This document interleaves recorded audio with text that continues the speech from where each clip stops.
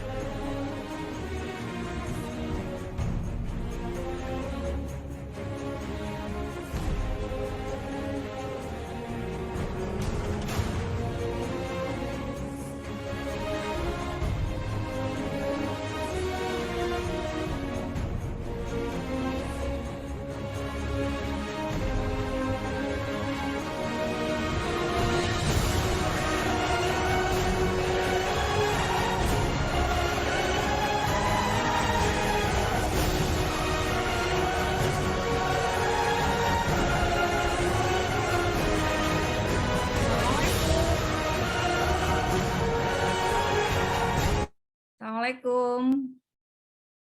Bu Rita, Pak Aris. Waalaikumsalam. Salam, Bu. Mohon maaf, baru sampai di rumah dari Balairum. Ya, Bu. Ya, persiapan halal bihalal besok, Bu Rita. Iya, pagi ya, Bu ya. Iya, betul. Pak Aris, saya bisa dijadikan host? Oh, hostnya siapa ini? Oke, Bu, siap. Ya.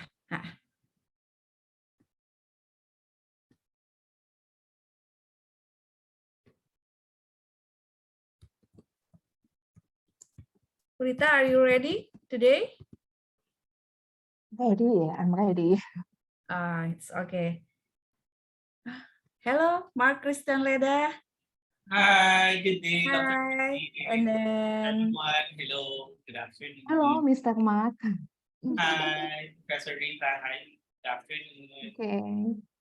Okay, Mr. Mark, Rita May is a moderator from UGRIS today, and then here with collaboration with you today, and then the first maybe from UGRIS, and then the second from DIMSU. Yes, yes. Okay. I think Professor Hernan is ready already. Hello, Oh, okay. Professor Hernan. Oh, Professor Hernan. Hello, good afternoon. Hi, sir. Hello, good afternoon. Afternoon, Professor Hernan. Hello, ma'am.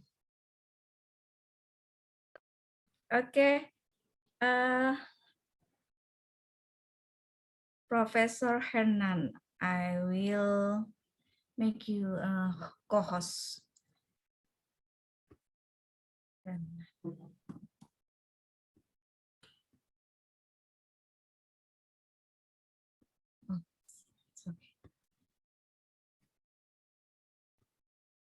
Oke, Bu Rita, mungkin bisa kita mulai saja ya. Okay. Let's start the webinar event this afternoon, okay? It's okay. Hello, good afternoon, ladies and gentlemen. Welcome to the International Webinar event, which is part of the International Lecture Series in Management Disciplines. This event is an international collaboration organized by PGRI University Semarang, Indonesia, and Don Mariano Marcos Memorial State University, Philippines. Allow me, Rita Merianti, to be the moderator for the first session, and Dr. Mark Christian Sileda will moderate the second session. Before we begin, we would like to thank all participants who have joined this webinar event today. The schedule for this afternoon is as follows. The opening will start with listening to the national anthem of the Republic of Indonesia, followed by the UGRIS March. Then, we will listen to the national anthem of the Philippines, Lupang Hinirang. After that, we will listen to a presentation from the first session speaker, Ms. Dea Rizky Amelia, SEME from PGRI University Semarang, followed by Q&A session. Then we will listen to the presentation from the second session speaker, Dr. Hernan L. Parochas, CPA. Hello, hey, Mr. From Don Mariano Marcos Memorial State University, followed by Q&A session, during which we will further discuss the presented topic. Finally, we will have a group photo session. Dear participants, for the opening, let us listen to the national anthem of the Republic of Indonesia, followed by the Up Christmas.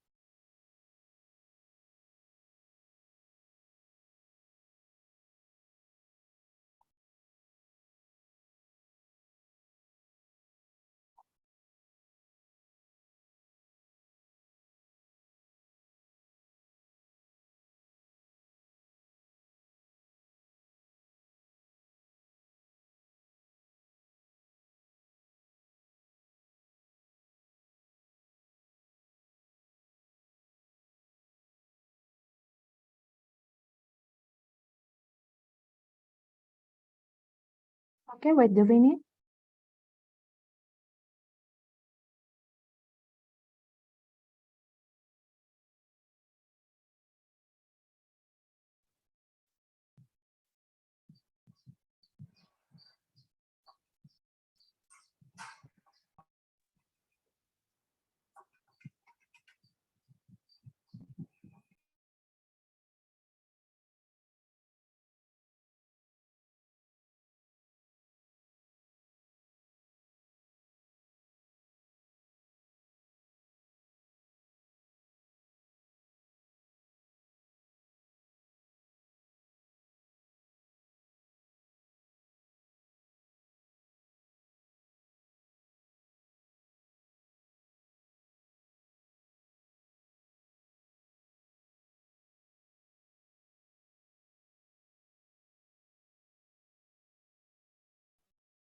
Bu Rita,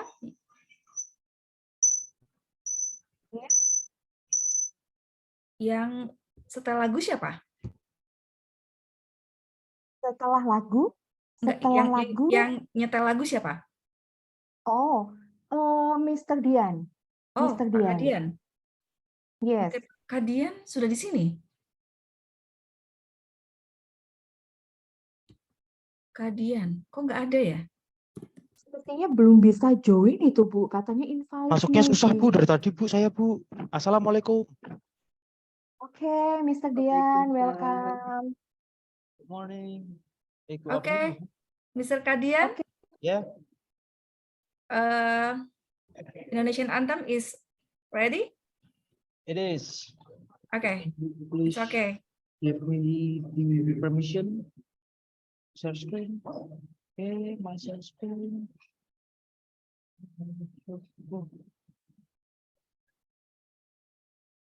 Share sound. Okay.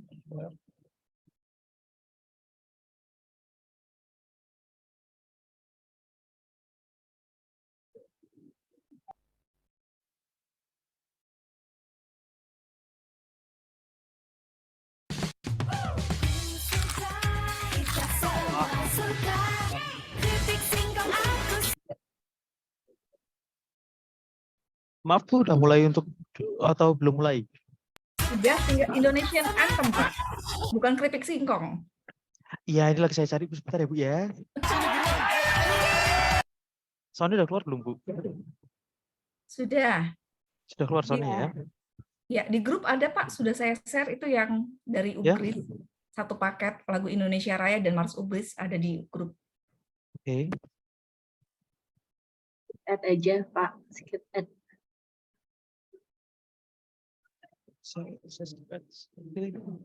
Skip ad.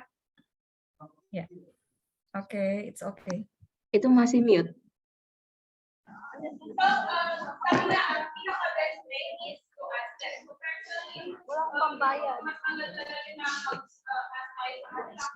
YouTube-nya masih mute tadi ya? Ya. Ya.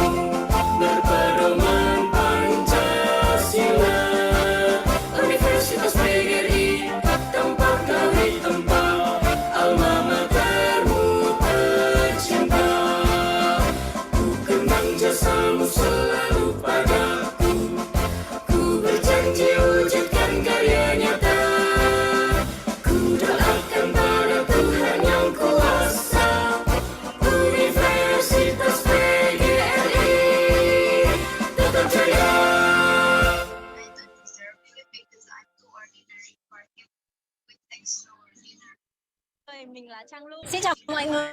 Và hôm nay thì chúng mình sẽ cùng tìm hiểu về một hoạt động cải thiện dinh dưỡng Ajinomoto. Let's go. Let's go. Okay, then let us listen to the national anthem of the Philippines, Lupang Hinirang.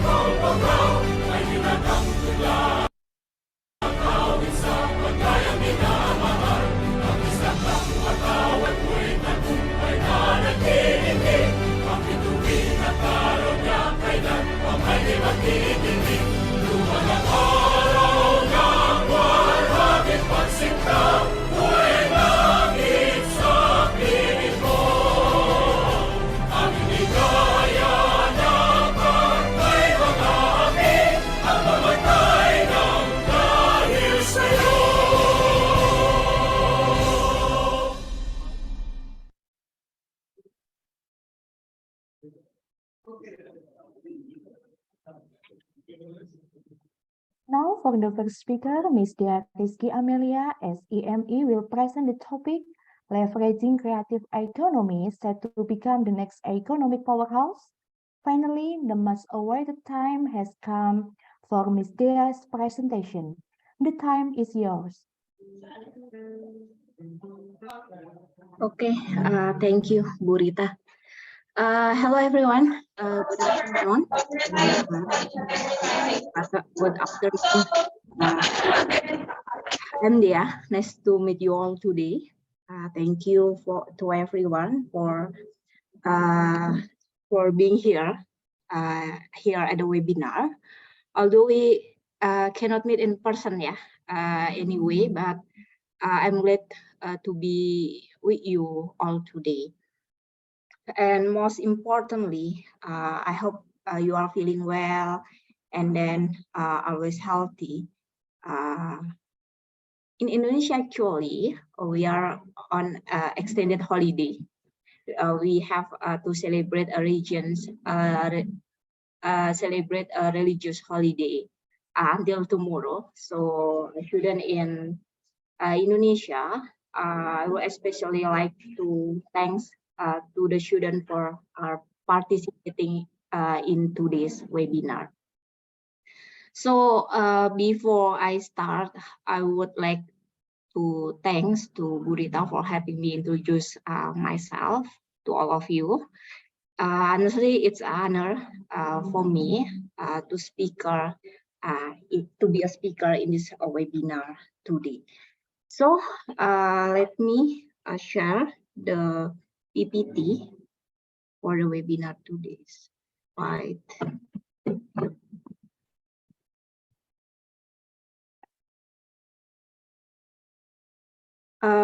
Let the host disable participating screen sharing. So can you open the share screen for me? Who is the host for the webinar today?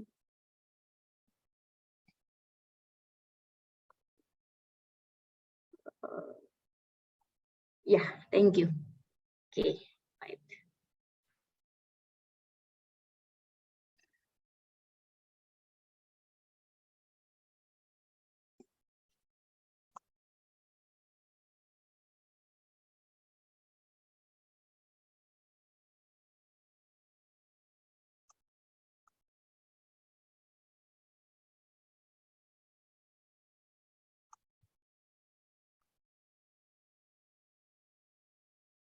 Okay. Okay. So today's webinar is about leveraging creative economy set to become next economic powerhouse. Okay. Okay.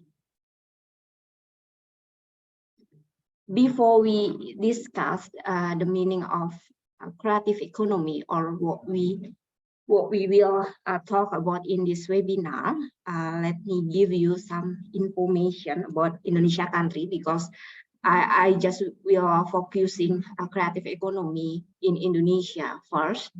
Indonesia is Southeast Asia largest economy and one of the world's most diverse country. Both in terms we have biodiversity and cultural diversity.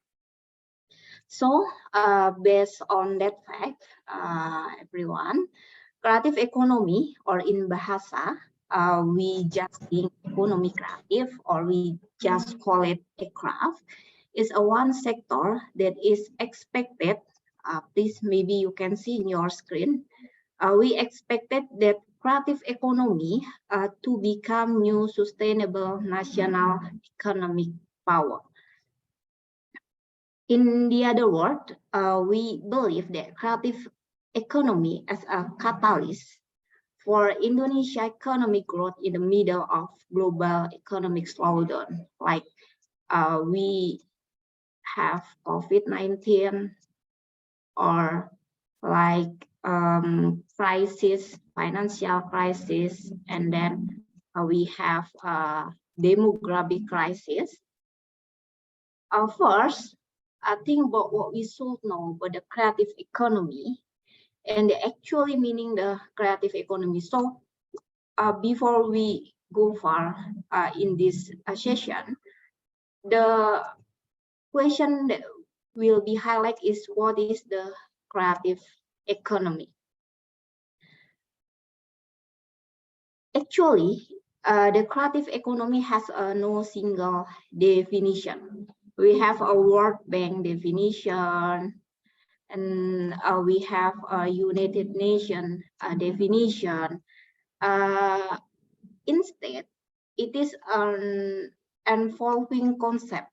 It is an evolving concept that builds on the interplay between human creativity and ideas, intellectual property, and then intellectual property rights, and then technology and the ideas. So the definition emphasizes for their determine of creative economy. The first one is creativity, and the second one is intellectual property, and the third one is knowledge, and the last one is technology. So if we combine the creativity, intellectual property, knowledge, and then we combine technology, we will got the name adding value. So if we combine for the element of creative economy, okay, we will got the name adding value because in creative economy we have a selling point. We have a unique selling point in the creative unique. Yeah. The sum of value across industry is equal to GDP. Hence, creative economy as a catalyst for Indonesia economic growth. So we just saying, or we just expected the creative economy to become a new sustainable national economic power in the future.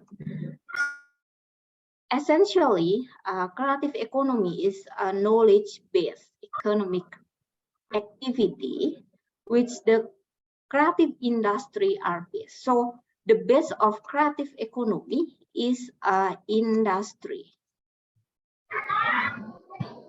Base of creative economy. So I will slide. Indonesia creative economy is a very diverse, and creative economy is in Indonesia is also measured and defined by 16 industry. Okay, we have a 16 industry for the creative economy. Maybe you can see in your screen, there are, we have a culinary, and then we have a fashion, craft industry, media, and then publishing, architecture, apps development, advertising, music. We have a photography industry. We have performing art, product design, and then we have fine art, film, interior design, and then the last one is visual communication design. The performance in recent years, creative economy has a strong growth. In 2020 in Indonesia, the subsector of economic creative generated more than approximately 7% of GDP and employed around 16 million people in Indonesia. So, which sector that stand out in Indonesia creative economy? Okay, the fashion. Okay, I will erase all my. Okay, which the sector stand out in Indonesia creative economy? The first one, we have a top 3 subsector that stand out in Indonesia creative economy. The first one is culinary, the second one is fashion, and the third one is craft. Okay, the last one is craft. This is the top 3 standout sector in Indonesia creative economy. So, fashion, culinary, and then craft industry are the most major and make the biggest contribution to GDP. Culinary subsector make significant contribution, which is 41.47. So you can see in your screen, we have 41.47 of the total revenue from the creative economy sector. So the contribution culinary is 41.47% of the total revenue. If you are visiting Indonesia in the future, ladies and gentlemen, maybe one day, then you solemnly miss out trying some of our traditional culinary. Like if you go to Bali, you will find Bali has ayam betutu, or if you go to Jakarta, has a kerak telur, in Jogja has a gudeg, and many others. And then in the fashion, fashion subsector, for example, we have a long and rich traditional of batik making, and many talented designer in there. The fashion subsector make a significant contribution, which is 17.68% of GDP.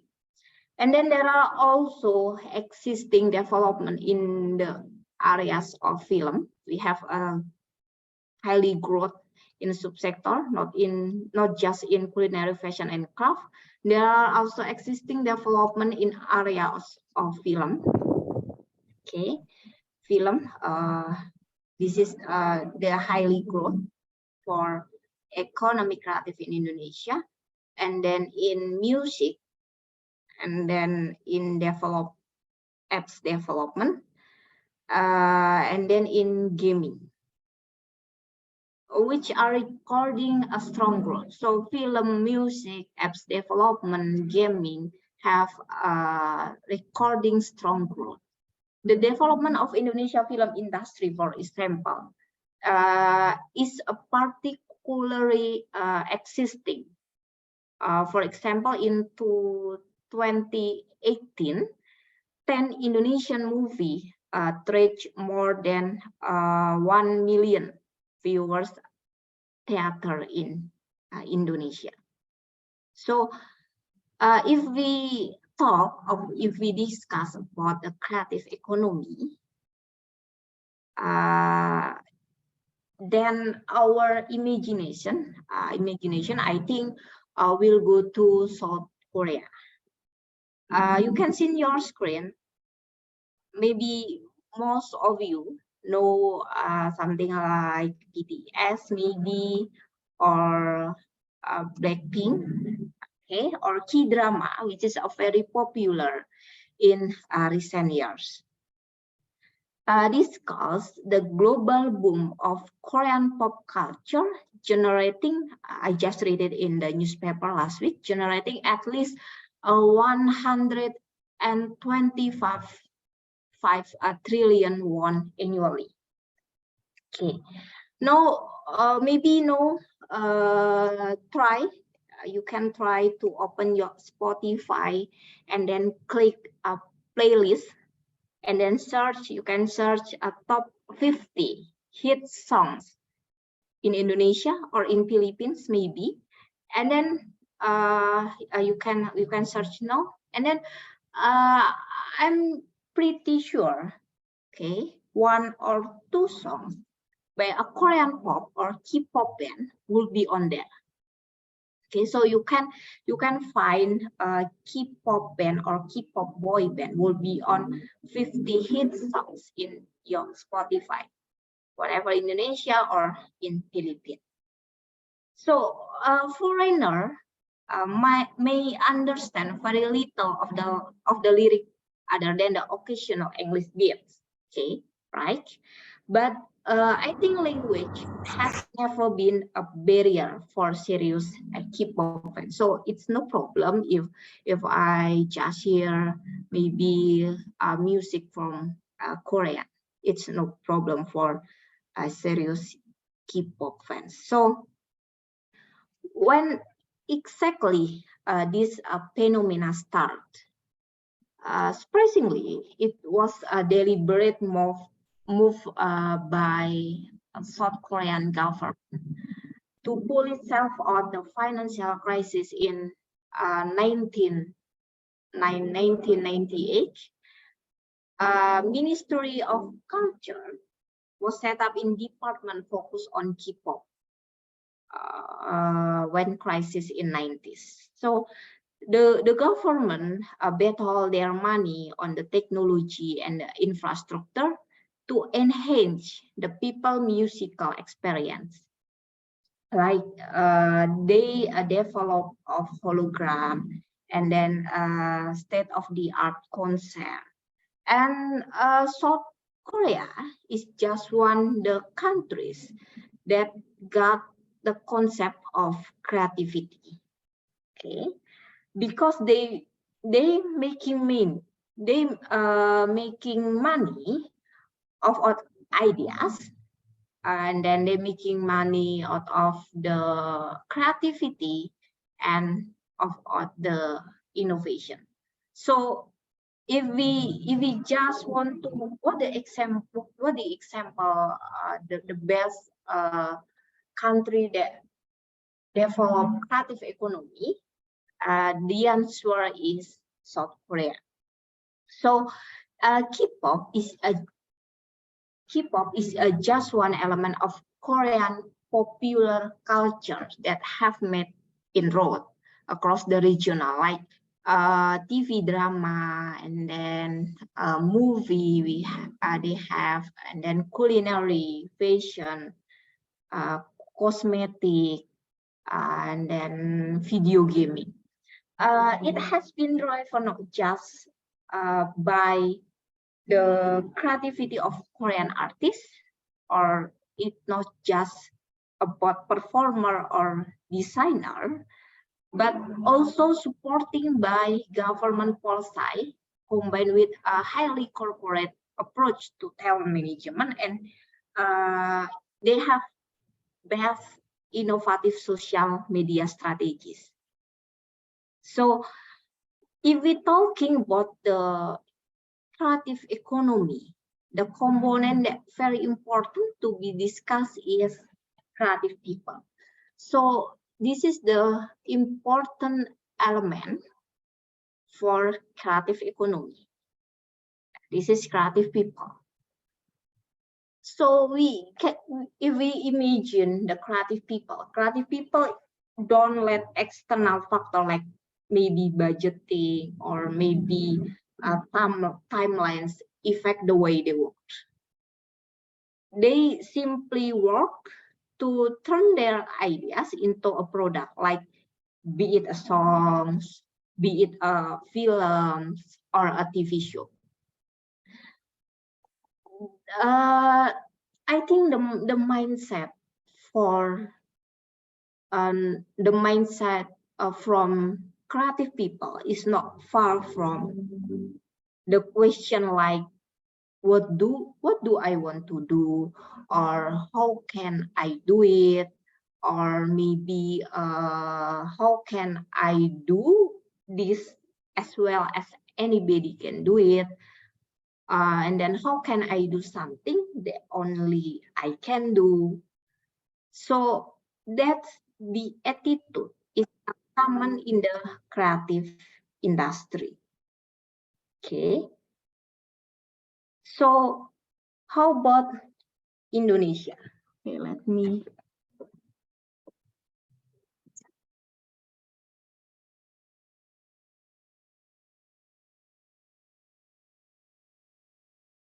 So how about Indonesia?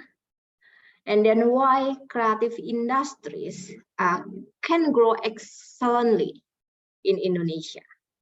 So why creative industry can grow excellently in Indonesia? The first one is because we have national e-commerce transaction. Second one is because social media roles, and then because the changing in the lifestyle.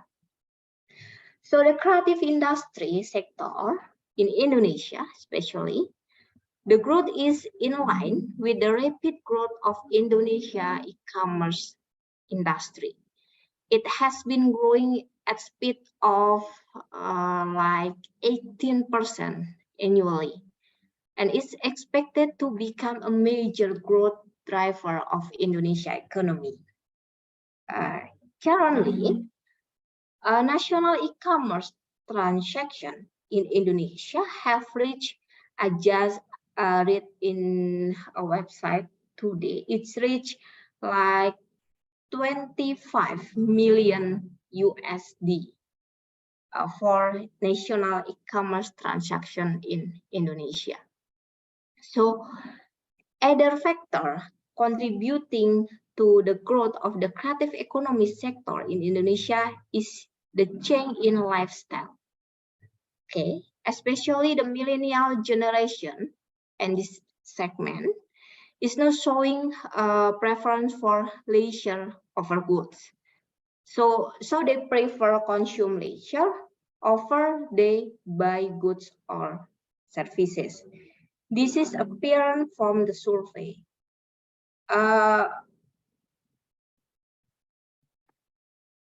Which reveal that leisure spending, including that for the recreation and lifestyle, has continued to grow. So because they prefer the leisure over the goods, so it make a biggest growth for lifestyle sector or for recreation sector.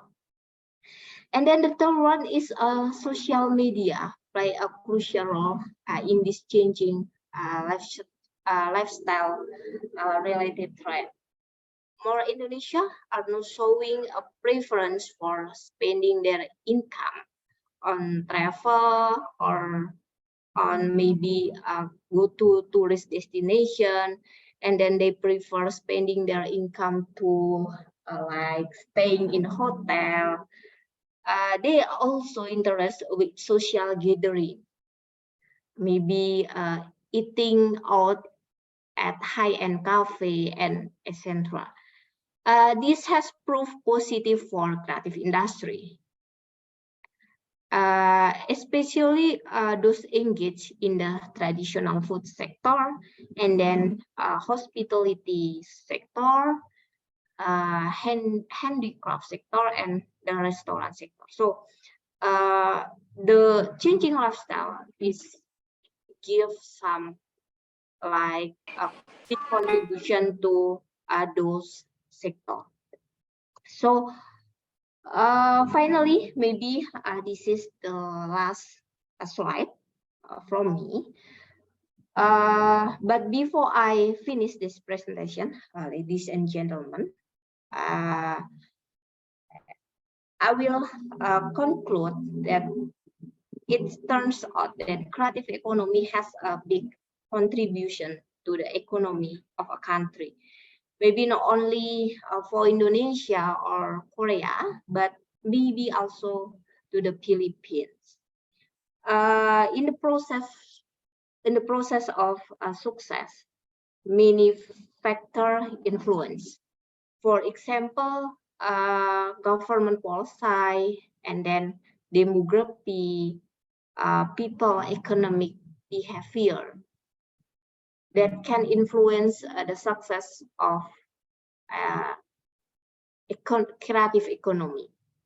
But more than that, I think the creative economy needs help from all of you, the young people and the creative people who will build a brighter economy in the future.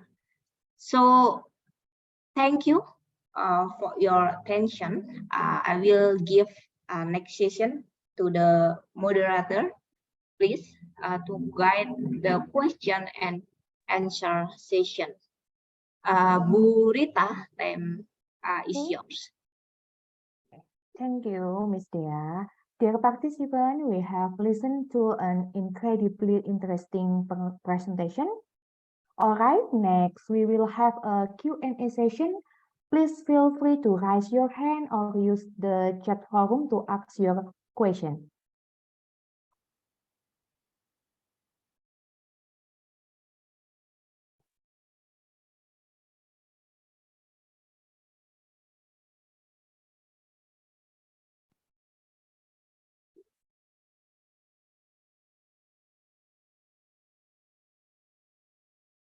Any participants have any question or feedback?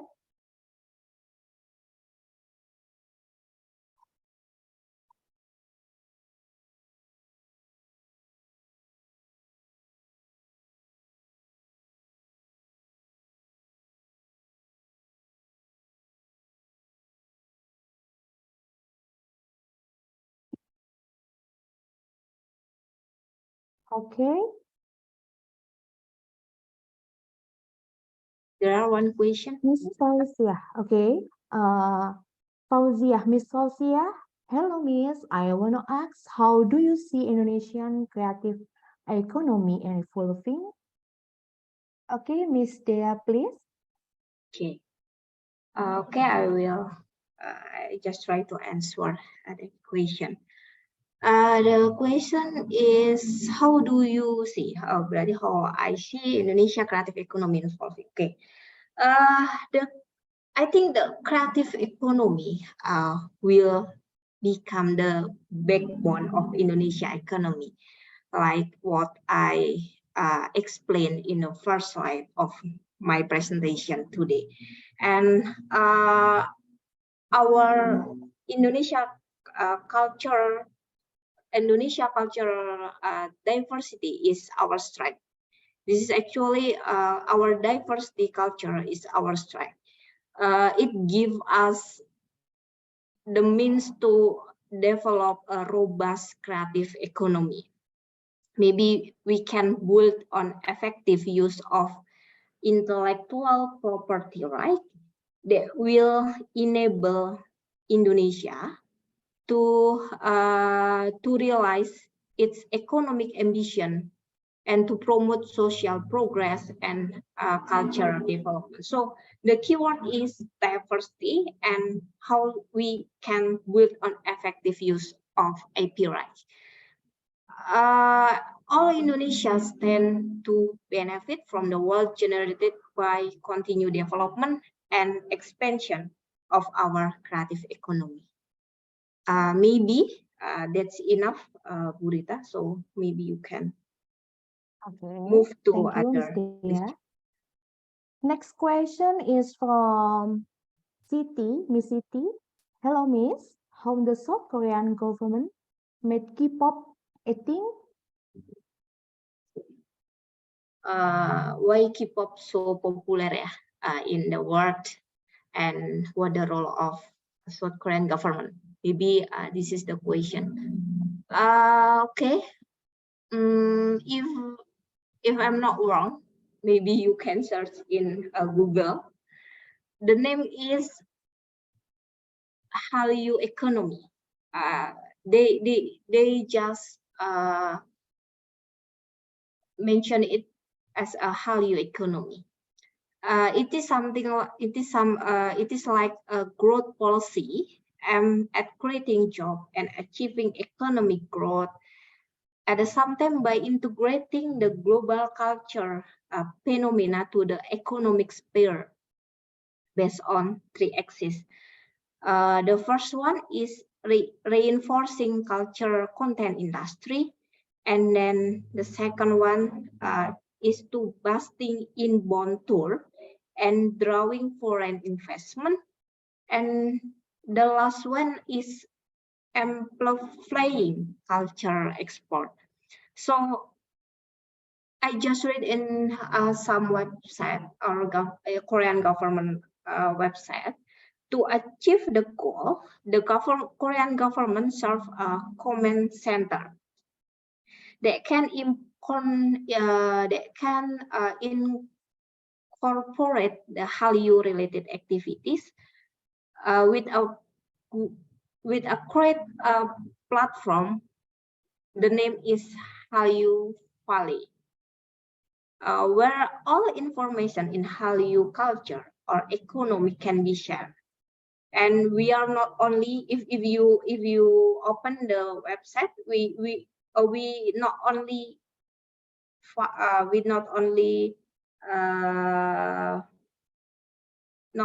K-pop or K-drama or game creator, but you can find also travel agencies, and then hotel, and then you can find a general trading company, and then food company, like central and local government all can exchange their information and collaborate to scale the efficiency of their business. So that's the answer what the government made a K-pop thing in Korea. Okay, enough, Bu Rita. Okay, yes. We have a question from Miss Cahya Farida. Good afternoon, Miss. I want to ask, in practical terms, how are government supporting subsectors that stand out in Indonesian creative economy? Okay, Miss Dea, please.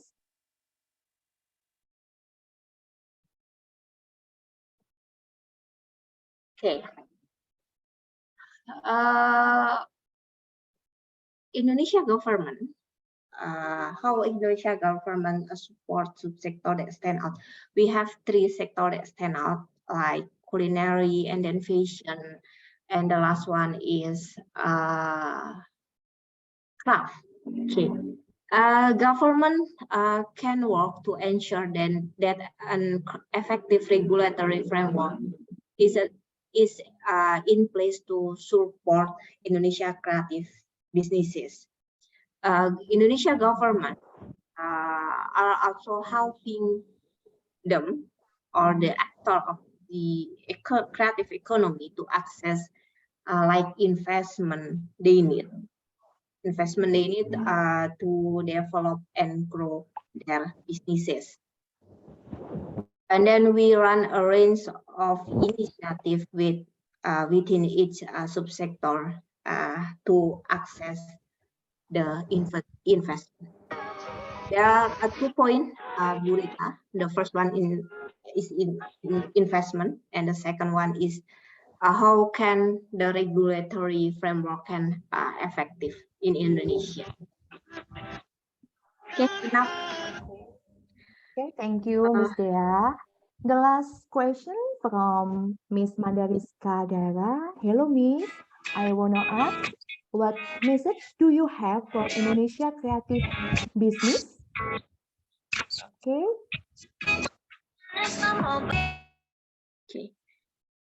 Okay, the last question.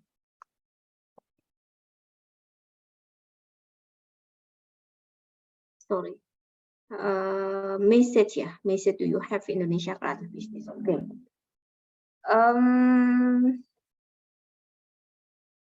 The message of creative. I think I just read it in the article that our government released in early years by 2030. I just read it. By 2030, Indonesia is projected to become one of the world's largest economy. And then to take advantages of this economy expansion, creative business need to recognize that the only way they can reach the full economic benefit of their innovation and their creative work is to protect the intellectual property right. This is a very, very important to creative business in Indonesia. So they need to develop strategy and system that will enable them to harness the value of their work in rapidly evolving business landscape. So my message is if you as a creative actor, so keep innovating and be sure to protect your work. Be sure to protect your work with intellectual property right. And the last sentence for me, enjoy your right to be actor in a creative business. This is enough, Burita. So Okay. thank you. Does anyone have any more questions? No more? Okay. I think enough. Okay. Enough. Okay, dear participants of the webinar, I would like to present a conclusion of the topic leveraging creative economy set to become the next economic powerhouse. The creative economy is expected to become a new sustainable national economic power. In the process of success, many factors influence like a government's policies, demography, and people's economic behavior. But more than that, the creative economy needs young and creative people who will build a brighter economy in the future. Next, moving on the next session, which is a presentation by the second speaker, moderated by Mr. Mark Christian Sileda. I will now hand over the time to him.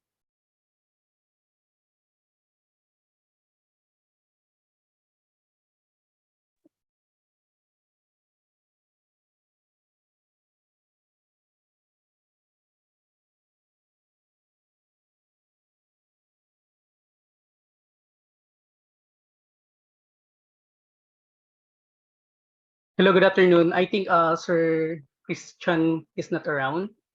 Hello, I'm here. I'm sorry for the internet connection. Hi, Miss Okay, Rita. no problem. Hello, Mr. Ma. Okay, so Hello. good afternoon to everyone. So it's now the time for our lecture from DIMSU. So it is my pleasure to introduce to you our resource provider for today's event. A goal-oriented professional, which is equipped with a 5-year record of delivering key significant contribution towards companies' continuous business growth. Is also financial statement cash flow management and received certification and passed the Philippine Certified Public Accountant Licensure Examination. Attest the NC2 Bookkeeping and Certified Tax Technician Examination Certification. Good afternoon to everyone, and my pleasure to introduce to you Professor Hernan Parocha. Sir Hernan, the floor is yours. Hello, good afternoon. Can you hear me? Yes, sir, audible po. Okay, sige. Before I will start my presentation, I would like to appreciate the effort of the people behind this session from UP Greece, Semarang, Indonesia, and DIMSU under the supervision of Sir Leda. And also, I just want to acknowledge the presence of the Philippine Institute of Certified Public Accountants who will monitor my lecture. Thank you, sir. Thank you, ma'am. And also to all my students, because of that, you will be having a quiz tomorrow. I'm just joking. Again, good afternoon, everyone. Allow me to present my presentation.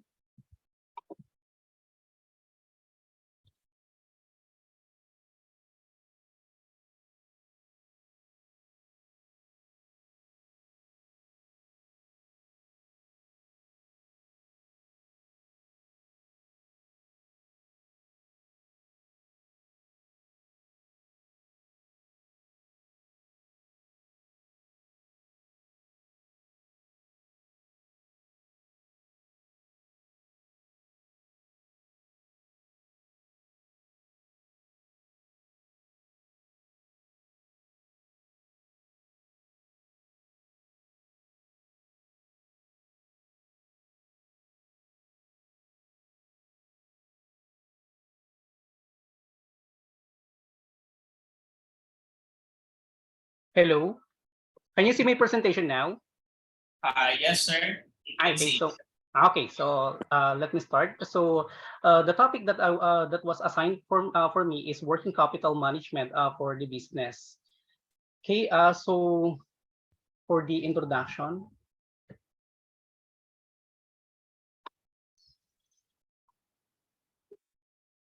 Okay, so before that introduction, the working capital management for business, a learning objective after discussing the subject, the participants will able to understand the meaning of working capital, explain the concept of working capital, explain the objectives of a working capital, understand the overview of cash management as well as the receivable. Actually, this topic is a comprehensive topic.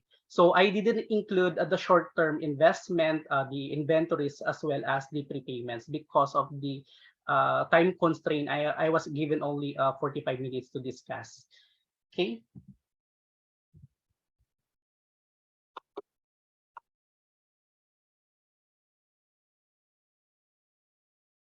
Okay. So basically, the effective financial management is the outcome, among the other things, of a proper management of investment of funds in the business. So funds can be invested for permanent or long-term purposes, such as the acquisition of fixed assets, diversification and expansion of business. For example, business combination, regardless whether it is a wholly owned interest or partially owned interest, renovation or modernization of plants and machinery. And do not forget the research and development, because research and development has a huge factor in achieving the common goal of the company, which is to earn profits or to maximize the shareholders' wealth. Okay, and also we will all agree that funds are also needed for the short-term purposes for the current operations of the business. For example, if we are managing a manufacturing unit, we will have to arrange the procurement, the purchase of raw materials, payment of wages of the laborer, and for the meeting routine expenses or the operational expenses. All the goods which are manufactured in a given time period may not be sold in that particular period. Hence, some goods remain in stock. So this is very common to the merchandising companies or manufacturing companies. Isn't it that the nature of inventories is intended for sale for the operating cycle of the company? But some inventories are remain in stock because of the season of the company. So, for example, some goods that remains in stocks are the raw materials, the semi-finished, or we call it as work in a process goods, finished marketable goods. So funds are thus blocked in different types of inventory. Again, the whole of the stock of finished goods may not be sold against ready cash. Some of it may be sold on the credit. So when you say credit, it is open account. So the credit sales also involve a blocking of funds which the debtor till cash is received or the bill are cleared. So meaning to say the funds are blocking on the credit until it will sorry for the disturbance.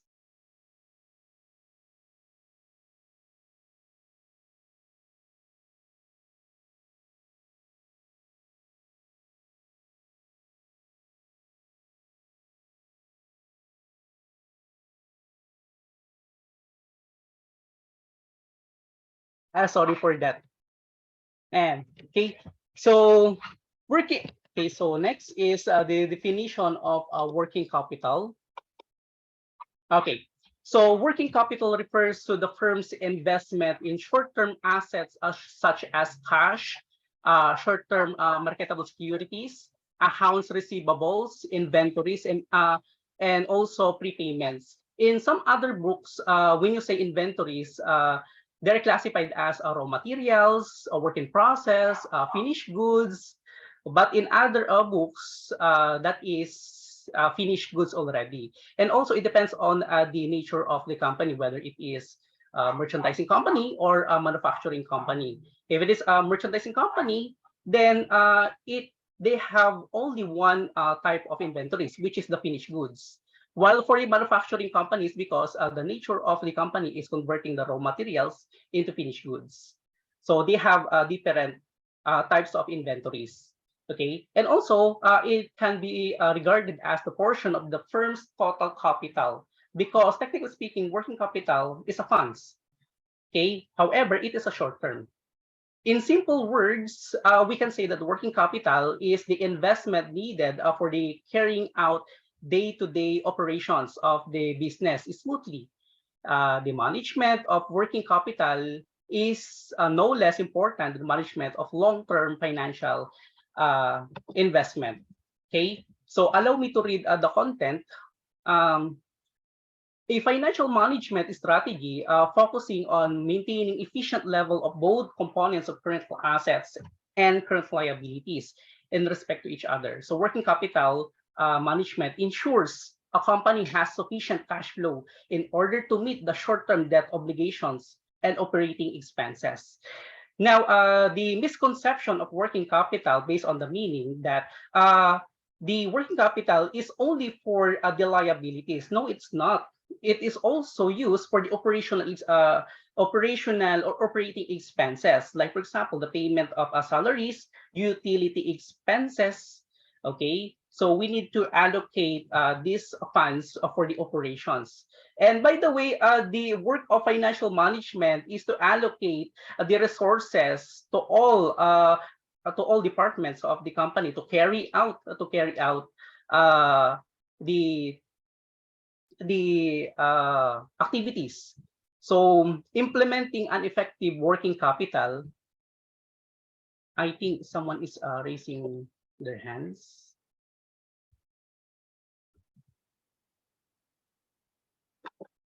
Or should I continue? I think it's okay. So implementing an effective working capital system is an excellent way of many companies to improve their earnings. So there are two. Hold on for a sec. My internet is freezing.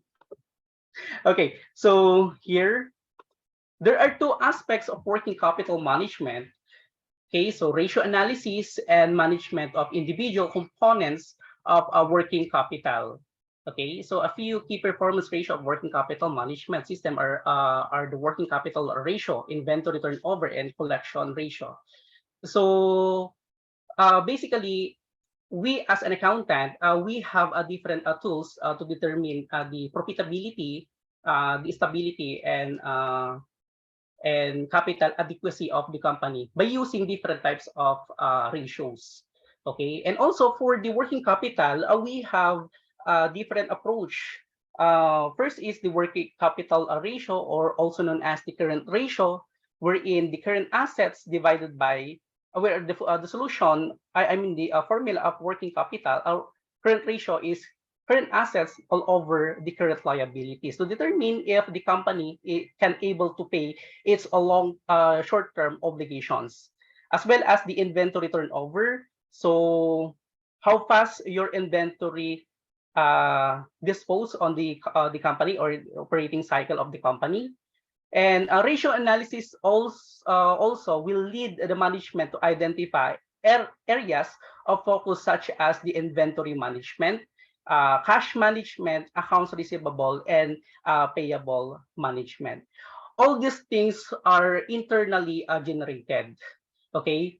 Because when we're talking about external, we have different auditors outside who will audit our financial statement. But this one, working capital, it is only for decision making to determine if we are ready for the next accounting cycle or operating cycle. Now, what are the takeaways of the meaning of working capital? So basically, working capital is the amount of capital that the business has available to meet the day-to-day cash requirements of its operations. And the second one is the working capital is the difference between the resources in cash or convertible into cash, also known as the current assets, and organizational commitments for which the cash will be soon to be required. So technically speaking, that is current liabilities. Okay, so later on, I will be discussing the components of the current assets and the current liabilities. But for now, let's solidify the meaning of the working capital. And also, one of the takeaways of the meaning of working capital, it refers to the amount of current assets that exceed the current liabilities. And finally, working capital refers to the part of the firm's capital, or the total capital, which is required for financing the short-term or the current assets. Okay, so good example for this is the funds for the marketable securities, the funds for the purchasing of inventories, prepayments. Okay, working capital is also known as the revolving funds. Okay, so for sure, some of you knows what is a revolving fund. Okay, so next, what are the theories? Okay, so what is the theory of the working capital? Okay, so the theory of working capital management contends that if the working capital is managed according to the perspective theory, allow me to read, then it will be expected that business will invest in working capital, finance working capital, monitor factors that influence the working capital, manage the cash, accounts receivable, inventory, accounts payable, cash conversion cycle, under the aggressive approach, and measure and analyze the performance. Why it is essential for us to manage the working capital, most especially for the cash. We all know that cash is susceptible from theft. We all know that. As compared to inventories or other non-cash assets, like for example, property, plant, and equipment. How can you put the property, plant, and equipment in your bag and leave the premises of the company? No, it's too difficult as to compare to cash. All right. So because if you will steal, I am not saying that it is a good. No, I'm just telling you the story that if we steal inventory, we will dispose it first to be converted to cash. So we need to protect more the cash. Yeah. So it is important to manage the whole assets of the company, most is particularly cash. And also we can say that one of the theories behind the working capital is the lifeblood of a business. Okay, working capital signifies the funds required for the day-to-day operations of the firm. Okay. Okay. So another concept on the working capital is that in the financial literature or financial parlance, there exists two concepts of working capital, namely the gross concept and the net concept. According to the gross concept, working capital refers to the current assets via cash, marketable securities, inventories of raw materials, work in process, finished goods, prepayments as well. So, however, for the net concept, okay. So I thought it is another question. So according to the net concept, working capital refers to the difference between the current assets and liabilities. So let's discuss more on the working capital, gross working capital. Okay, so according to this concept, working capital refers to the firm's investment in current assets. Do not deduct liabilities. Okay, because this is the theory. This concept views the working capital and aggregate of the current assets are two interchangeable terms. Okay, and also this concept refers to the current capital or circulating capital. Okay, another justification on this concept, profits are earned with the help of assets. We all know this, which are partly fixed and partly current. To ascertain the degree, similarity can be observed in the fixed and the current assets. So so far, both are partly financed by the borrowed funds. Okay, so expected to yield earnings over and above the interest cost. So logic then demands that the aggregate of the current asset should be taken to the mean the working capital. Okay, so the management is more concerned with the total current assets as they constitute to the fund available for the operating purposes than with the sources from which the fund come, right? Okay, how about, sir, the net working capital? Okay, so if you are relaxed, let's go back to the gross working capital. I forgot to discuss this one. If you are relaxed investor or if you are relaxed company, then you will go to gross working capital because you have sufficient money, you have resources, you put large funds to your working capital, and you believe that out of these current assets will generate more profit. However, if you are conservative, you will apply the net concept. Okay, so what is the net working capital? From the word itself, net, there must be deduction there is a deduction. Okay, so the net working capital refers to the difference between the current assets and current liabilities. So current liabilities are those claims of the outsiders. We all know that accounts payable from the suppliers because we didn't pay it on time or on demand, okay, or promissory note, notes payable, income taxes, governmental liabilities. Like for example, here in the Philippines, we have a lot of governmental liabilities, income tax, most especially for the Bureau of Internal Revenue, SSS, Pag-ibig Health liabilities or payable. Okay, so what else? Bank overdue. To those who are using credit cards, yeah, bank overdue because overdraft, should I say, and outstanding expenses for the unpaid accrued liabilities or utility expenses.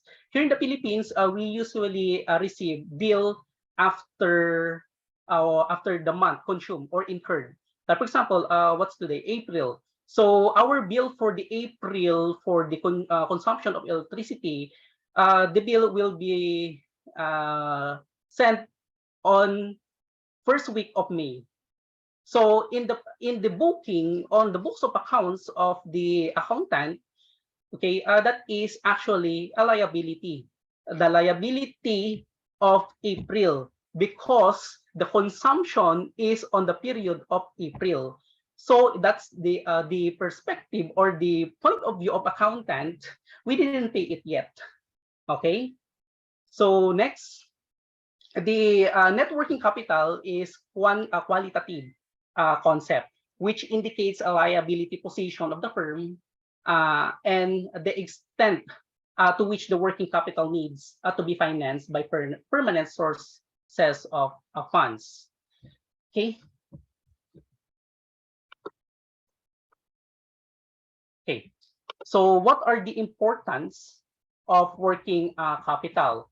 Okay, so allow me to read the content. Working capital is a vital part of a business and can be provide the following advantages to a business. The first one is higher return on capital. Isn't it that we have a rule of thumb for this? The higher the investment, the higher, the higher the investment, the higher the income, or the higher the risk, the higher the income. If we have a sufficient working capital, probably we will earn a higher return on investment or return on capital. Okay, so firms with lower working capital will post a higher on, So the second one is imposed credit profile and solvency. When you say credit profile, it improves the credit profile. Every time that we will pay our outstanding towards the banks or financial institution, our credit standing will improve. Okay, and also our solvency. Okay, so it is the ability of the firm to meet the short-term obligation, and also adequate working capital management will allow the business to pay on time its short-term obligation, which could include obviously the raw materials, the salaries, and other operating expenses. Okay. Next, post higher profitability. Okay, so almost similar under the advantage number 1. Okay, so the management of accounts payable and receivables is an important driver of small business profitable. If we can manage properly the accounts receivable as well as the accounts payable, the cycle of cash is good to the company because we can use these resources at any time, isn't it? So as well as it foster higher liquidity. Okay, so large amount of cash can be tied up in the working capital. We all know this. So a company managing it efficiently could benefit from additional liquidity and are less dependent on the external financing. Okay, because we have a lot of money there because we properly manage this type of assets. Okay, so for example, if we have enough money in the company for the next operating cycle, then any excess money, obviously, we will deposit it to the financial institution or investment company to earn additional income. When you say sufficient, it is enough to pay all the outstanding liabilities of the company for the entire year, for the entire operating cycle. Next is increase the business value. Obviously, there's no question about this. If you properly manage the working capital, it gives you the increase on the business value. Next is the favorable financial condition. Just like what I've discussed earlier, if we properly manage the working capital, there is a favorable, there is a goodwill. Okay, we are using goodwill in the accounting. By the way, it's a good relationship towards these stakeholders. Like for example, good example for this is relationship towards the financial institutions. And one of my students before asked me this. He gives me a situation, and the situation goes like this. Sir, the company is profitable and stable. There is enough cash, there is enough resources to carry out the whole 5 years operation of the company. Why is it that the company is applying for the loan? Why? There is still outstanding liabilities on the financial statement. There are a lot of advantages, actually. The first one of the advantages of having liabilities is to create a good relationship towards these parties, or to increase the value of the company. Why? How? Okay, this is intended, it is intentional. You will apply for the loan and it will approve eventually. Then if it is if the payment is constant, we will have a good credit standing. And in case we have difficulties that we're going to encounter, then probably they will give you some assistance because we have already established a good relationship. Same with the suppliers. Same with the suppliers. We have resources to pay, but we still transacting on account. Okay, do not pay, default. Okay, and another thing is uninterrupted production, because we properly manage the working capital. Okay, so what are the approaches? What are the approaches for the managing the working capital? There are 4. But I will not discuss it individually because it takes time because this is comprehensive. I will select only few. Okay, so first is the conventional. So we are going to match the cash inflows, or should I say current assets, cash inflows less the cash outflows of the current liabilities. This method ignores the time value of money, because any differences between the accounting for time value of money versus the face value is completely irrelevant. Okay, if there is a difference, that it has no effect on the totality of the working capital. Okay, so under the conventional method, time value of money is disregarded. Next is the operational cycle method. Usually, farming industry and electronic. What else? Manufacturing company use operating cycle.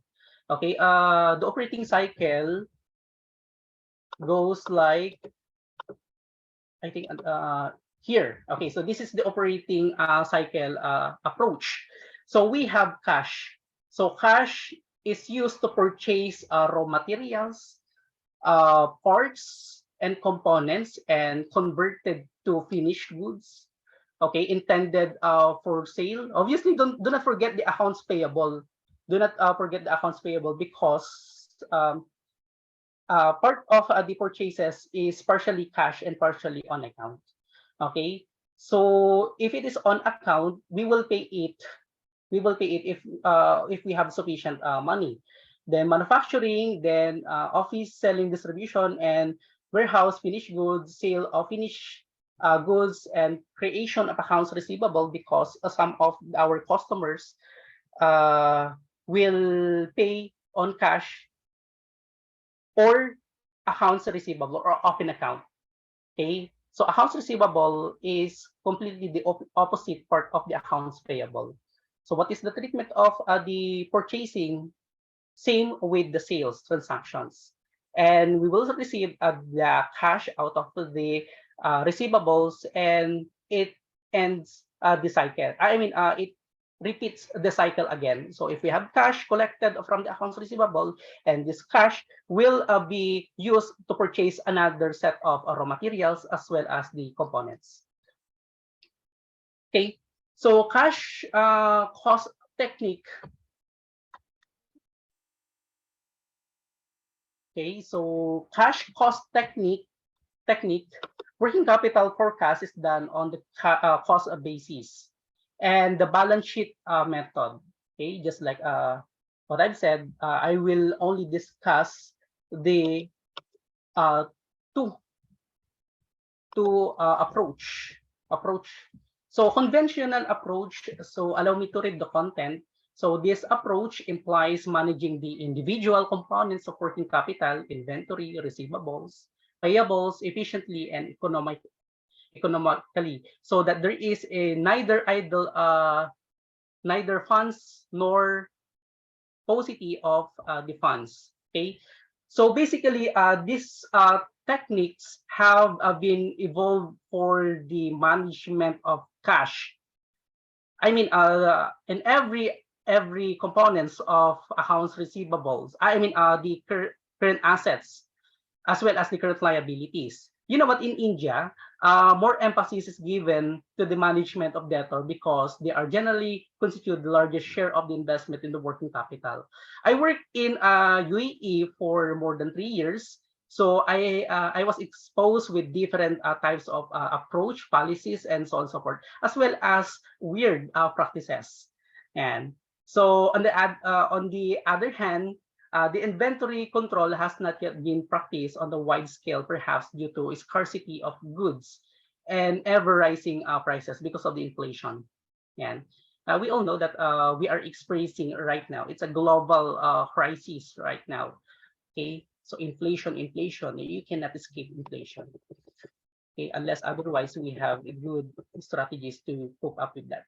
So another is operating a cycle approach. This approach views the working capital as a function of the volume of operating expenses.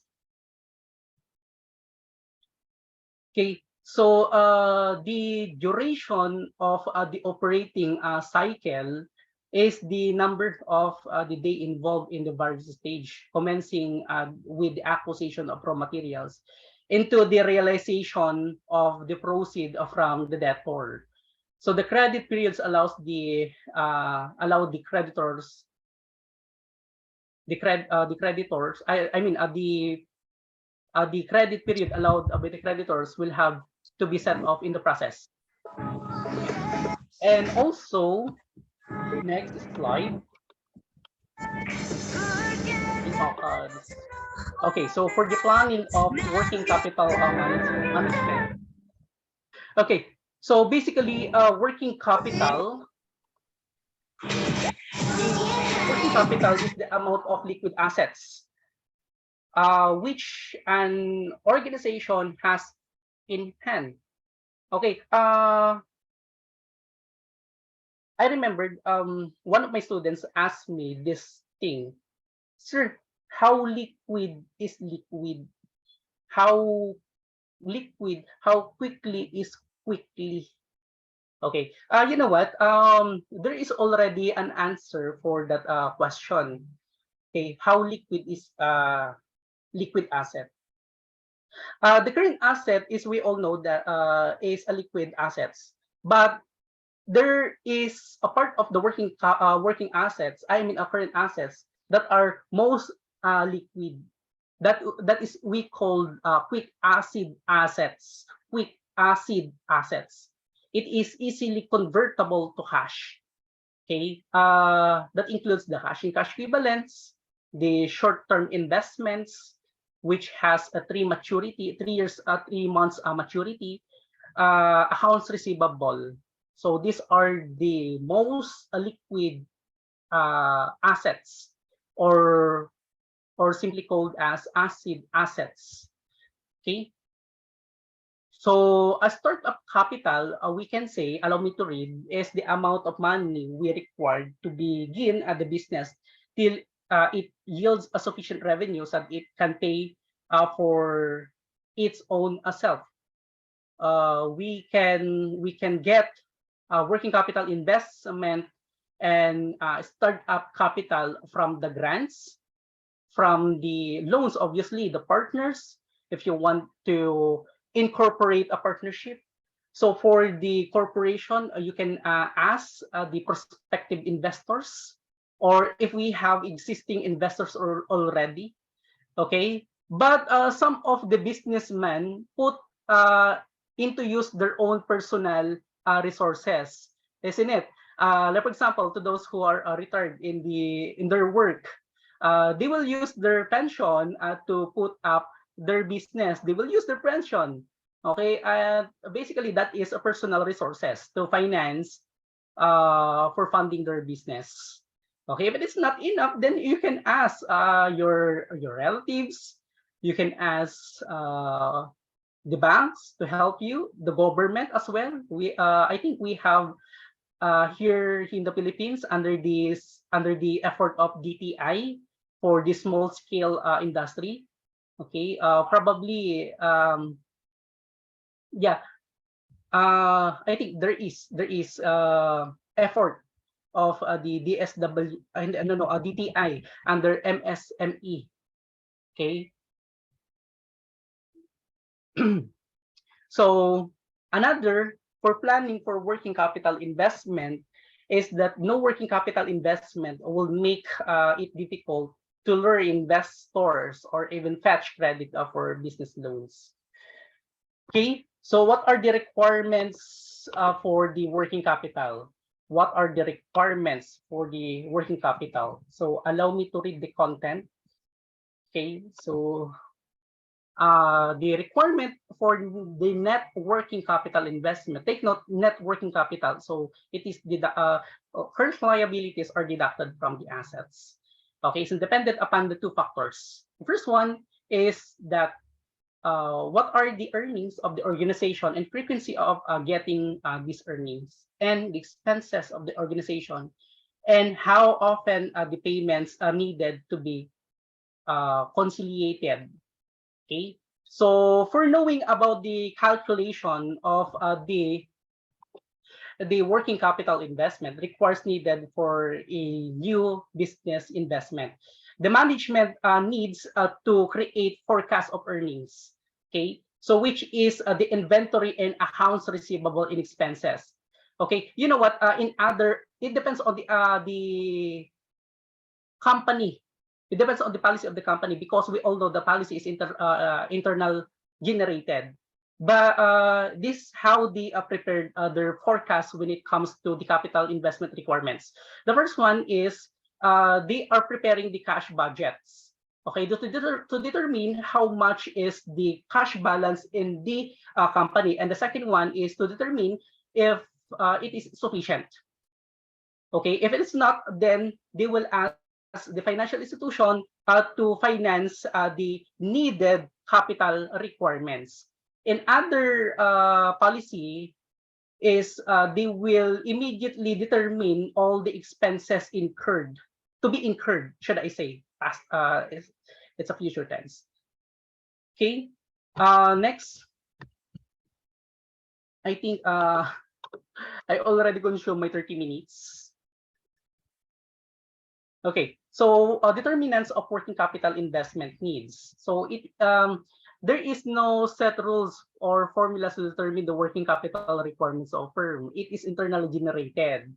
Okay, the corporate management has considered a number of factors to determine the level of working capital. So the amount of the amount of working capital that the firm would need is affected not only the factors associated with the firm itself, but is also affected by economic, monetary, just like what our speaker told us earlier, and general business environment.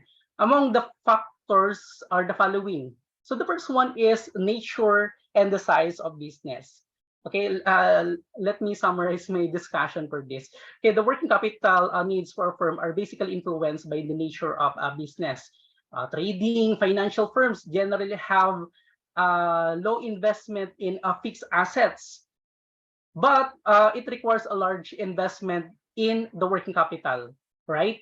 Like for example, Common Bank, Metro Bank here in the Philippines, international banks, JP Morgan, what else? UAE, Ras Al Khaimah banks. Okay, they don't have they are not focusing on the financing their funds on the fixed assets, but they are putting their money in the working capital requirements. Okay. So, sir, how about the retail stores, for example? Okay, so for the retail store or retail companies, they must carry large stocks of variety of merchandise to satisfy the demand of their customers. We all know this. Okay, as a business students, we all know this. Okay, and do not forget also for the manufacturing companies. We must carry a large stocks of variety. Unless otherwise, we're affected with the economies, like for example, inflation, right? Because we all know that the prices of the goods and services are constantly are changing. Okay, here in the Philippines, I don't know if we are experiencing decreasing of price. I don't know. I almost felt it. Since I left the Philippines to work. I left the Philippines way back 2016. The cost of the what do you call this one? Payless instant noodles is around how much is that? Around 7 pesos. But when I come back here in the Philippines way back 2019 for 3 years, it went up to 15 pesos or 20 pesos. So that's the effect of the global crisis. Okay, manufacturing cycle. So for the manufacturing cycle starts with the purchase of raw materials and it is completed with the production of finished goods. Okay, so we need to allocate some funds to finance these requirements for the manufacturing, most especially for the raw materials. What are the factors of manufacturing concern? Isn't it that we have raw materials, labor, the land, and so on and so forth? Okay, so we need to consider, as well as the business fluctuations. Okay, so what are the examples for the business fluctuations? I guess it depends on the seasons of the country. Okay, here in the Philippines, we need some fresh and cold beverage. So fluctuations, it depends. Okay, we will not invest more on the hot, like for example, coffee, but for some, I don't know what is the statistics for that, but based on my observation, we need something cold to refresh. Okay, and okay, so another is the production policy. Okay, so if a firm follows steady production policy, that is very important. Even when the demand is seasonal, inventory will accumulate during the off-season periods, and there will be higher inventory costs and risk. Why? Because of the storage, because of the spaces that will be occupied, because we will store these particular inventories. Okay, so if you don't want to stock your inventories, apply JIT, just in time theory. Okay, So next, turnover of circulating capital. Next, credit terms, growth expansion activities, operating efficiency, price level changes, seasonality of operations, and other factors. Okay, so for the computation of working capital, okay, so what are the examples or components of working? The components of current assets. Okay, so another little something we hear about a lot, but we don't know the meaning of. The definition of current asset is indeed quite ambiguous and contextual, isn't it? When you say current assets, these are generally those assets we can be liquidated quickly or whenever need them liquidated. Okay, while this seems straightforward, the ambiguity revolves around the word quickly. How quick is quickly? Or should I say, how quickly is quickly? Isn't it? So it looks like. So different answers are given by different companies in different industry because it depends on their operations. Okay. So, but the general assumption is that when you look to the assets side of the balance sheet, certain items like cash, cash equivalents, marketable securities, working inventories, and receivables. These are current assets. And while the current liabilities, you know what, in the conceptual framework for the accounting, the definition of working assets is anything that can be realizable into within the operating cycle. While for the current liabilities naman, the opposite definition of current assets. Okay, so these are those liabilities that might have to be anytime soon or within the operating cycle. I have sample audited financial statement here. Allow me again to present. Where is that? Can you check? Wait. Can you see the audited financial statement of Apple? Hello, are still there? Yes, we can see. Okay. Thank you so much. Okay. So this is the SEC Form 10K of the audited financial statement of the Apple Incorporated. Now, if you want to study the whole operation, you can see this one. It includes also the business, the nature of the business, the risk factor, the unresolved stock comments, and so on and so forth, the audit notes. But our concern is the financial statement and supplementary data. So here is the result of the performance of the company. So they generated 52. What is this? In terms of millions. So they generated 59 billion. This is millions and this is billions. So they generated 59 billions. Okay, anyway, that's not our concern. So basically, the current assets includes cash and cash equivalents, marketable securities, accounts receivable, inventories, non-trade receivables, and other current assets. So if you're going to compute how much is the working or net working capital of Apple, you just simply identify the current assets here and deduct it to their current liabilities. So highly double check how much is the net working capital of the company.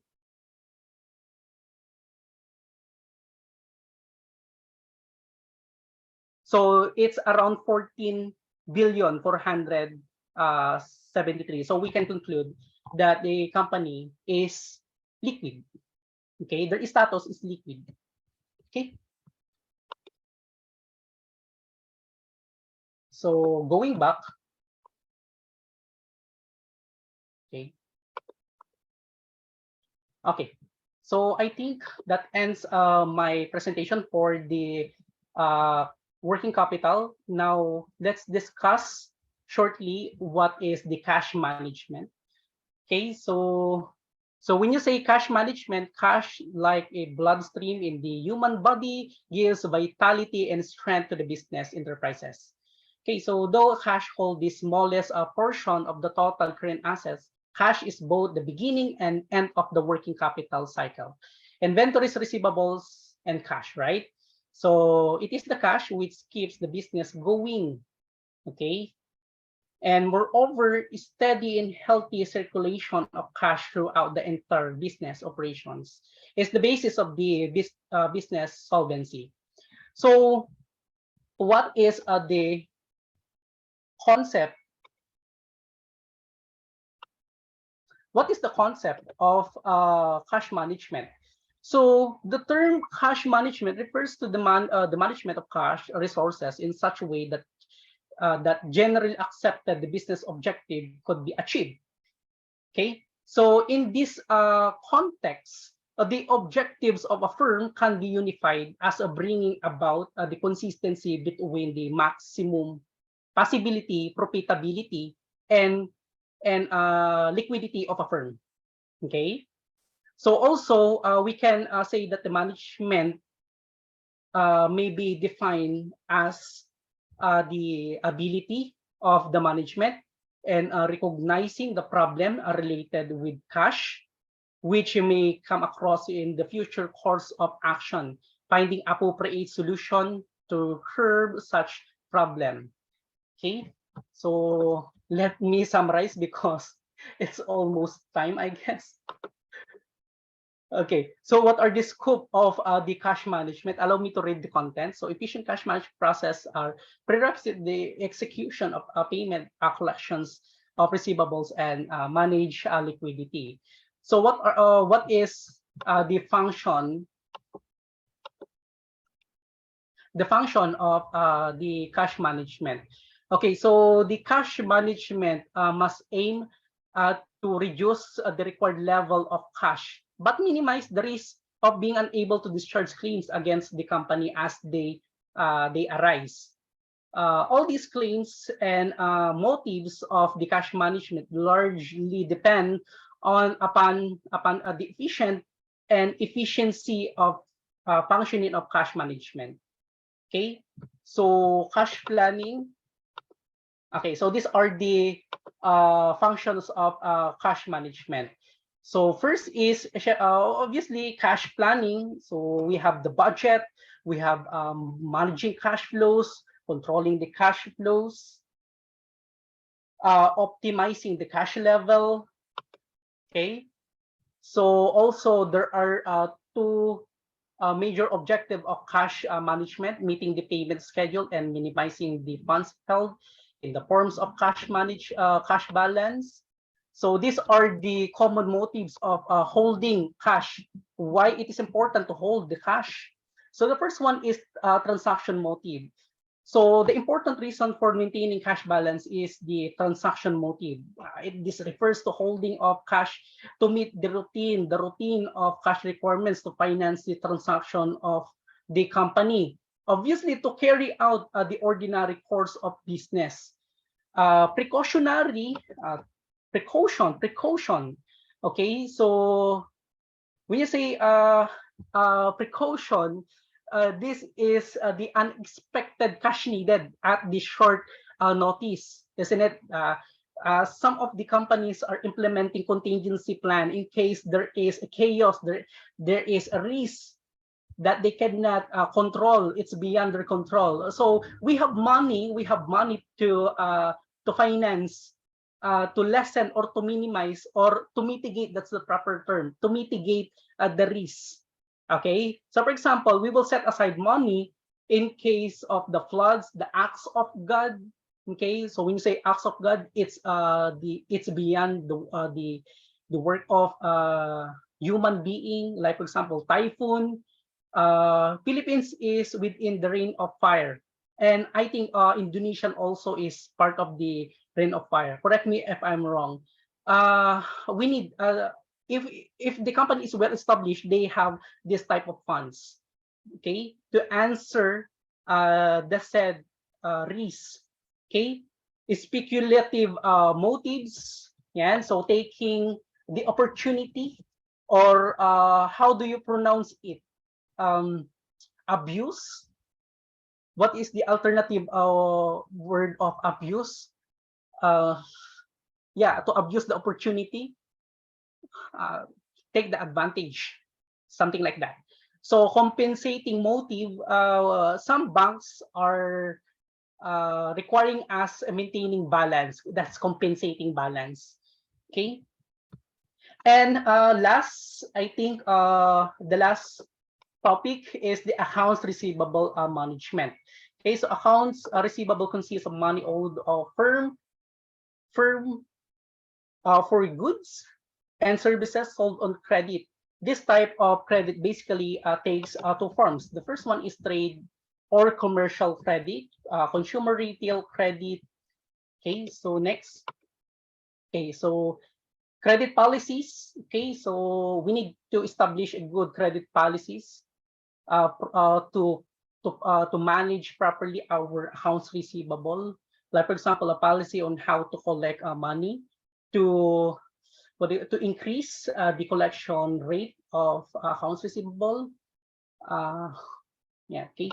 So next, credit policy generally covers the following variables. So we have 4. So credit standards.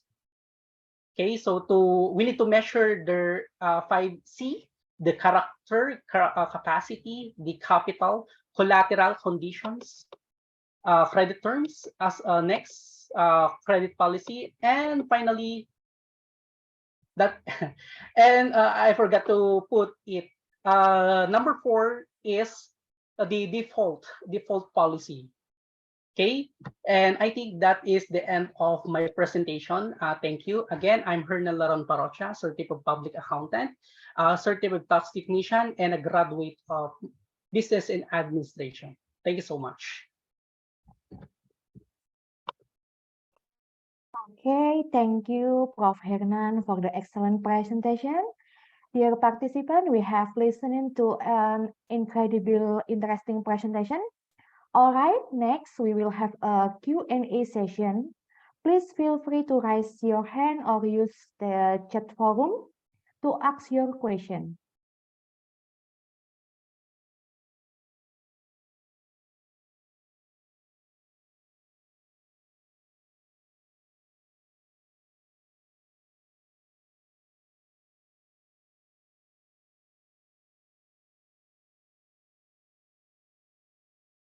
Do any participants have any question or feedback?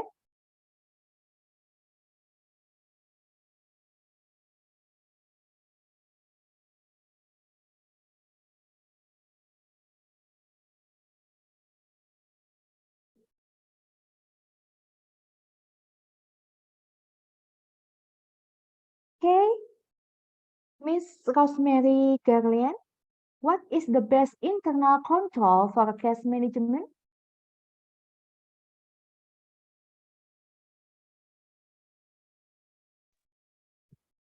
Come again. What is the best internal for cash management? Okay. So when you say internal control, hold on for a sec.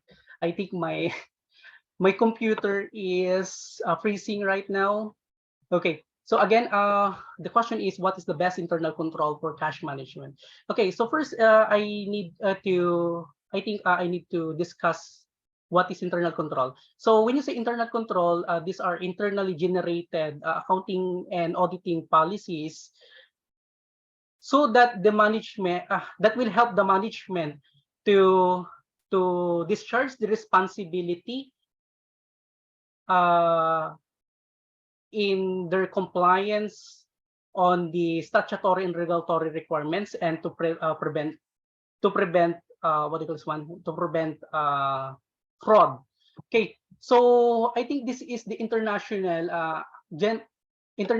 accepted practice that the cash receipts should be deposited intact in the bank, while for the cash disbursement, we have two internal control there. So if we're talking about a large disbursement, we will issue checks. Okay, when you say issue checks, it should be undergo with various policies. Like, for example, we need to get the approval from the management or the accounting and so on and so forth before they will sign the check. Okay, out the check. Then so that we can notify the management about this large disbursement. But for the small expenditures, generally the company will establish petty cash fund. That petty cash fund is used to defray or to pay the small expenditures. Because we cannot pay by using checks when we are paying the transportation utilities. Okay, I think it answered the questions. Okay, Prof. Hernan. We have a question from Mr. J. Describe the working capital management under inflation. Okay, thank you for the excellent question. Perhaps I can direct this question to today's speaker, Prof. Hernan. Please, Prof. Hernan. Okay, thank you so much, Jay, for this question. But let me repeat it again. Describe the working capital management under inflation. So again, inflation is a global crisis we are experiencing right now, regardless of where you are situated in. So in working capital or in the business parlance, it is desirable to check the increasing demand for capital for maintaining the existing level of activity, such as a control acquired even more significance in time of inflation. In order to control the working capital needs in periods of inflation, let me clarify what is inflation. So inflation is the state where there is increasing of prices. Okay, so the greater discipline in all segments of production front may be attempted as under. So the first, I think, the possibility of using substitute raw materials. Okay, obviously without affecting the quality, must be explored in all seriousness. So research activity in this regard may be undertaken. That's why we have research and development. Okay, with the financial assistance provided by the government, probably, and the corporate sector, if there are any. Here in the Philippines, we have a corporate sector.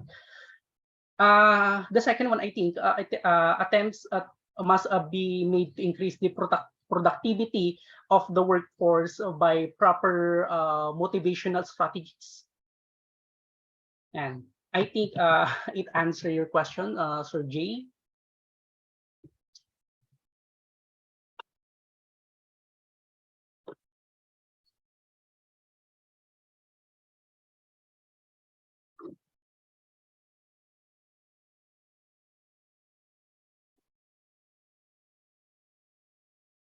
Next question, please.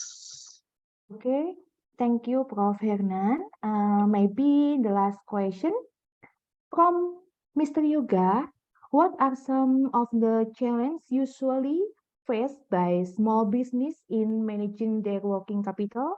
And what are some resources and support available to help them address this challenge? Okay, thank you so much, Please, Mr. Yuga, for the question. So let me repeat it again. What are some of the challenges usually faced by small businesses in managing their working capital? And what are some resources and support available to help them address these challenges? Qualitatively, the challenges they are facing right now is education. Most especially if they don't have the technicalities and they don't have the background of business, they don't know how to run or to manage the working capital at all, and they don't know what are the components of working capital that they must they must control, most especially the cash. Okay, if we don't have the proper cash management, it will create a huge problem to the companies. What are the resources and support available to help them to address these challenges? I think here in the Philippines, there is a government agency that helps them pro bono with there is no fee at all. Free trainings, free seminars, and so on and so forth. And also, financial, qualitatively speaking, the government gives also funds or subsidy to help them to cope up with this, most especially payment of the working capital. I think it answers your question. Okay, thank you, Prof. Hernan. Does anyone have any more questions?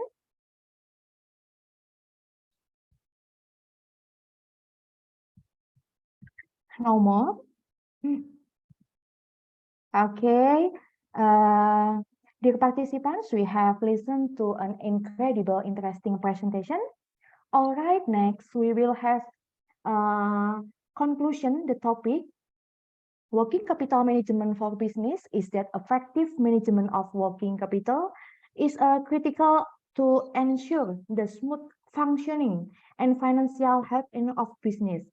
Business need to strike a balance between maintaining sufficient levels of working capital to cover operational expenses while also avoiding excess inventory and managing account receivables and payables efficiently. By adopting effective working capital management practice, businesses can improve their cash flow, reduce financial risks, and increase profitability. It is crucial for business to regularly monitor and evaluate their working capital position to ensure they are maximizing their resources and maintaining a sustainable business model. It's very interesting topic, Prof. Hernan. All right, ladies and gentlemen, the next session is group photo. We kindly request all webinar participants to turn on their camera for the photo documentation.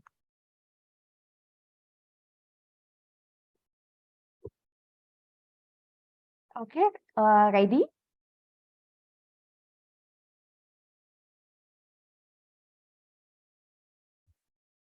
Okay, let's begin.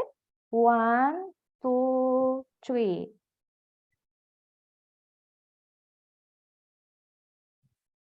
Once again.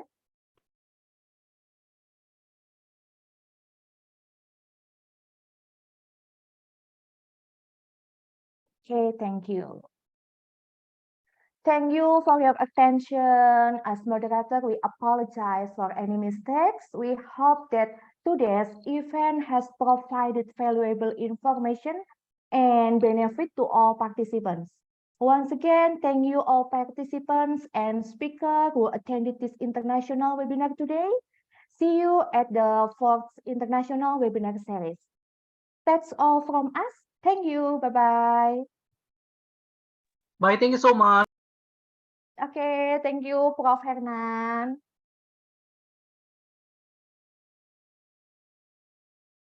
Thank you.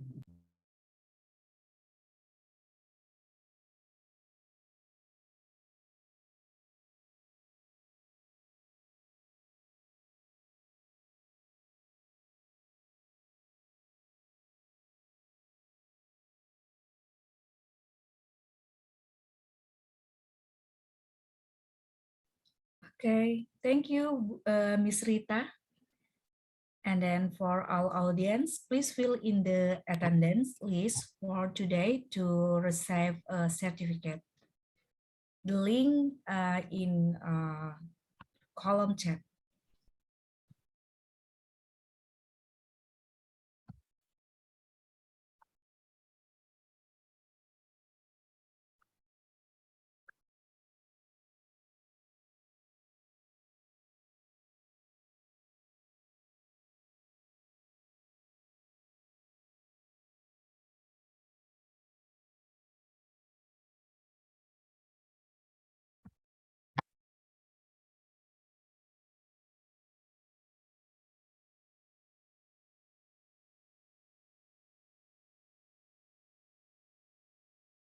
Okay, thank you so much for your attendance today. See you again in webinar, international webinar session 4.